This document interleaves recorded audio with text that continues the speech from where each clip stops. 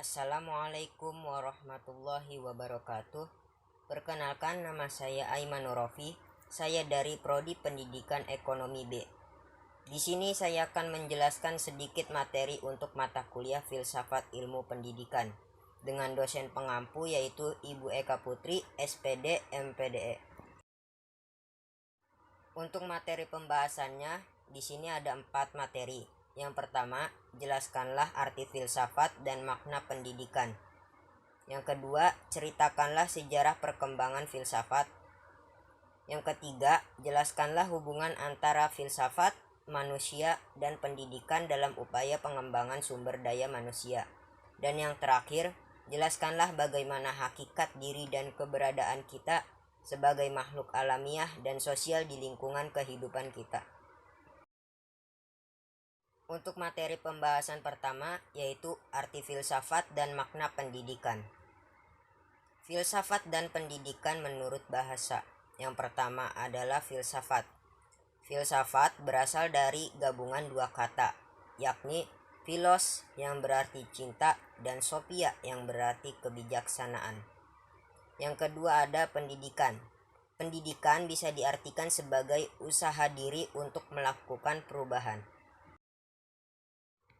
Di sini saya menyimpulkan bahwa filsafat merupakan sebuah pemikiran yang berusaha untuk mencari jawaban atas semua kejadian untuk mengetahui sebab akibat dari sesuatu atas dasar keingintahuan untuk mencari kebenaran sejati dan kecintaan kepada pengetahuan. Selanjutnya adalah makna pendidikan. Pendidikan merupakan usaha sadar yang disusun untuk mengeluarkan dan mengembangkan potensi diri yang dilakukan dalam waktu yang tak terbatas, baik dalam pengembangan sikap, sifat, dan perilaku. Untuk materi yang kedua yaitu sejarah singkat perkembangan filsafat. Perkembangan filsafat dibagi menjadi 5 periode, yaitu yang pertama, zaman Yunani klasik. Pada zaman ini, ilmu pengetahuan masih belum dianggap, karena pengetahuan mereka berasal dari legenda-legenda dan mitos. Di sini mulai banyak filsuf bermunculan untuk mencari prinsip kehidupan, seperti Thales, Anaximander, dan Democritus. Yang kedua adalah zaman skolastik, yaitu zaman di mana semua pengetahuan kuno dirasionalkan. Dan di sini merupakan awal mula ilmu pengetahuan terbentuk. Tokoh-tokoh pada zaman ini adalah Aristoteles, Socrates, dan Pythagoras. Untuk yang ketiga adalah zaman pertengahan, yaitu zaman kelam filsafat. Karena adanya otoritas gereja, ide-ide gereja sangat mendominasi dan manusia menjadi lupa akan filsafat. Yang keempat adalah zaman modern atau Renaissance, yaitu zaman kemunduran otoritas gereja yang akhirnya melahirkan ilmu pengetahuan yang jauh lebih berkembang. Yang kelima yang terakhir adalah zaman kontemporer, yaitu zaman kita sekarang, di mana perkembangan ilmu pengetahuan jauh lebih maju dari sebelumnya, karena semua ilmu pengetahuan harus didasari dengan fakta yang ada. Untuk materi ketiga yaitu hubungan antara filsafat, manusia, dan pendidikan dalam upaya pengembangan sumber daya manusia.